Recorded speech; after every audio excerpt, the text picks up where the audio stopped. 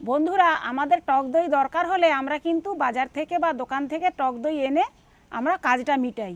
কিন্তু এইটা যদি আমি দোকান থেকে না কিনে এনে বাড়িতেই টক দই বানাই, সেটা কত সুবিধা হয়। খুব কম টাইমের মধ্যে ঘরে যদি দুধ থাকে সেই দুধ দিয়েই কিন্তু টক দই বানানো যায়।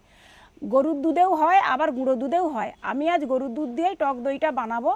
এতে কিন্তু কোনো সাজা টাজা লাগবে না, যে টক দইয়ের সাজা লাগবে সেসব কোনো সাজা ছাড়াই আমি আজ তোমাদের কাছে টক দইটা বানিয়ে দেখাবো। 1 লিটার দুধ নিয়েছি, গরুর দুধ। তো আমি প্রথমে উনানটা ধরিয়ে দেই।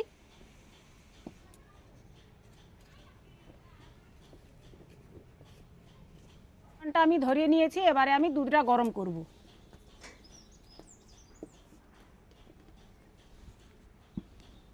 দুধটা আমি ছেঁকেই রেখেছিলাম।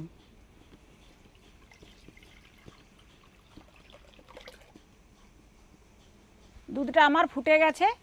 এই অবস্থায় কিছুক্ষণ দুধটাকে আমি এরকম ডাবু দিয়ে ওপর নিচ করে করে দুধটাকে একটু ঘন করে নেব।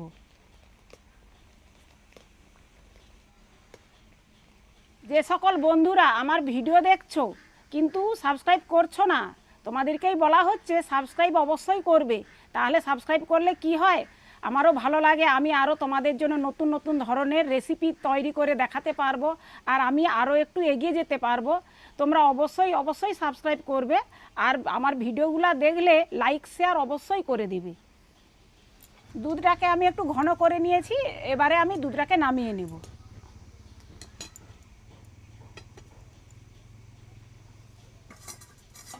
দুধটাকে এইভাবে কিন্তু সবসময় নাড়তে হবে, এতে যেন সর বসে যায়। সম্পূর্ণভাবে দুধকে আমি ঠান্ডা করে নেব। দুধটা একদম ঠান্ডা হয়ে গেছে। এবারে দুধের মধ্যে দিয়ে দিব ভিনিগার, নিয়েছি সাদা ভিনিগার। তোমরা চাইলে লেবু রস দিয়েও করতে পারবে। 3-4 চামচের মতোই আমি মেপে ভিনিগারটা নিয়ে নিব।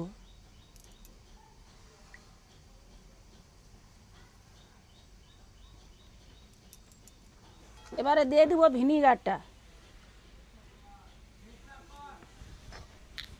ভালোভাবে মাখিয়ে নেব।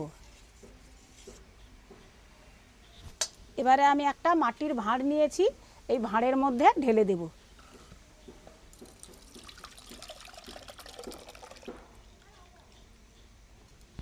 এবার একটা সাদা কাগজ দিয়ে মুখটাকে ঢেকে দেব। এই টক দইটা খুব কম টাইমের মধ্যেই কিন্তু বসে যাবে। আমি কিন্তু এটা ঘরে আর বসাতে যাব না, এইখানে রৌদ্রু আছে, রৌদ্রুর মধ্যে আমি রেখে দেব। এর ওপরে চাদরটা চাপা দিয়ে দিব, আর উপরে আরেকটা থলে চাপা দিয়ে দিব।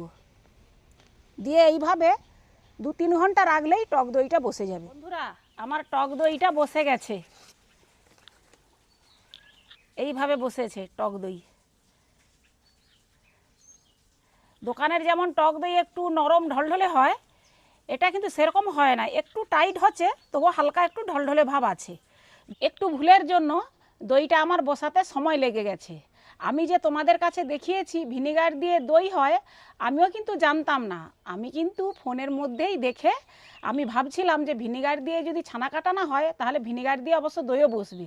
কিন্তু আমি বসিয়েছিলাম, 4-5 ঘন্টা পরে যখন দেখি হালকা একটু মোটা হয়েছে, সম্পূর্ণ দই বসে না। পরে আমার টক দইটা বসে গেছে।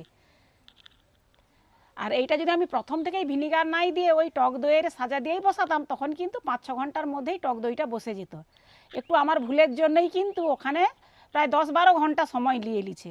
অবশেষে আমি কিন্তু টক দইটা বসাতে পেরেছি। এবারে টক দইটা আমি একটু কেটে দেখাবো।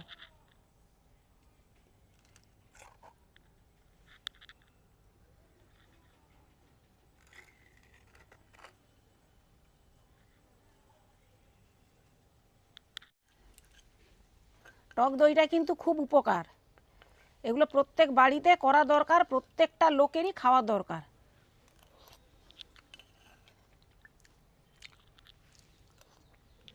এবার সাজা যদি কারো বাড়িতে না থাকে তেঁতুল দিয়ে, তবে আমরা যেমন আগে আগে বাড়িতে তেঁতুল দিয়ে বানাতাম, আমার মা ঠাকুমা এরা, সেরকম তেঁতুল দিয়ে যদি বাড়িতে বসানো হয় দই, তাহলে হয়তো বসবে।